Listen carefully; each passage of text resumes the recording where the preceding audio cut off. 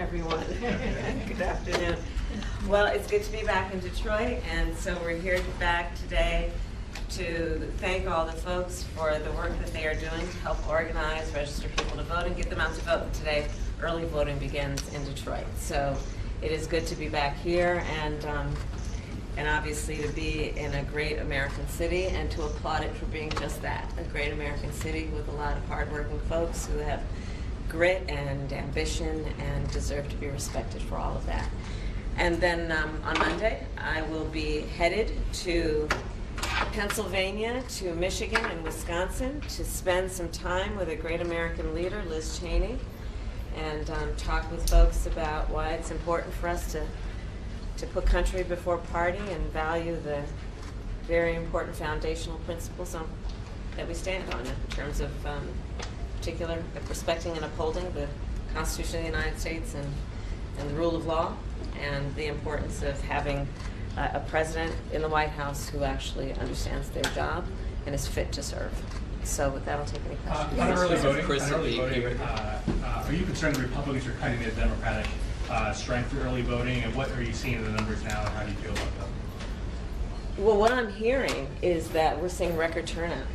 What I'm hearing is that in Georgia, for example, we're beating all records in terms of early voting, and in North Carolina.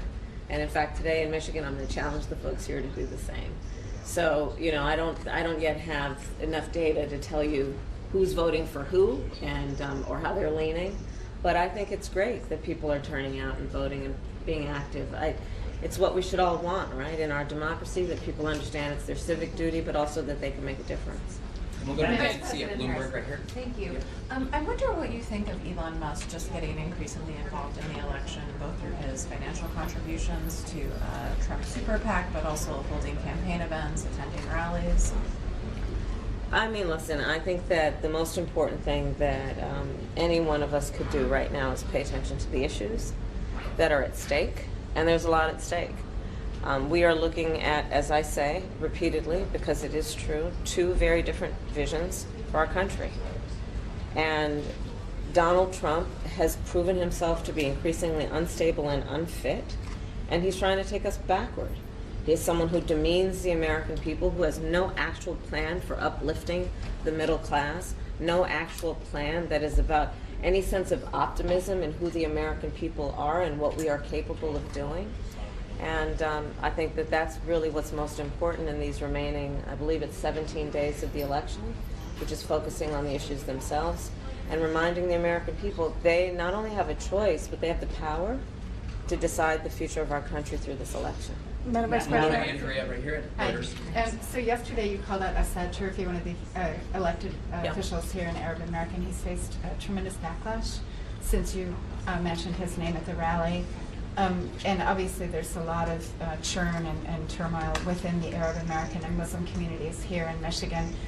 Do you think you could lose the election because of Gaza? And what, you know, overnight there were more strikes, 32 more people were killed in Gaza, some in hospitals.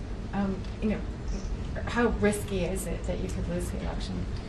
Well, it is undeniable that it is something that everyone is aware of what is happening there. I speak publicly all the time about the fact that there are so many tragic stories coming from Gaza, and of course the first in this phase of everything that has happened, the first most tragic story is October 7th and what happened that day, and then what has happened since. And I think what's critically important as we look at this moment is, one, acknowledging the tragedy of what has happened in Gaza in terms of the extraordinary number of innocent Palestinians who have been killed, and taking that seriously and speaking truth about that. In addition, of course, to what I said about what happened on October 7th in terms of 1,200 innocent Israelis being slaughtered, women being horribly raped. And then fast forwarding to today with the killing of Sinwar, this creates an opening that I believe we must take full advantage of to dedicate ourselves to ending this war and bringing the hostages home. But it's not working so far. You know what, listen, as it relates to the issues in the Middle East and in particular in that region, it has never been easy. But that doesn't mean we give up. okay? It is always going to be difficult. It does not mean we give up. We can't give up. Maybe One more one more question? from Yeah, Tamara Thank you. and PR. You've been doing some more sort of Trump rapid response. I'd describe it, responding to him in near real time in recent days. It feels like something slightly different from the way you were handling it before, and I'm wondering why that shift.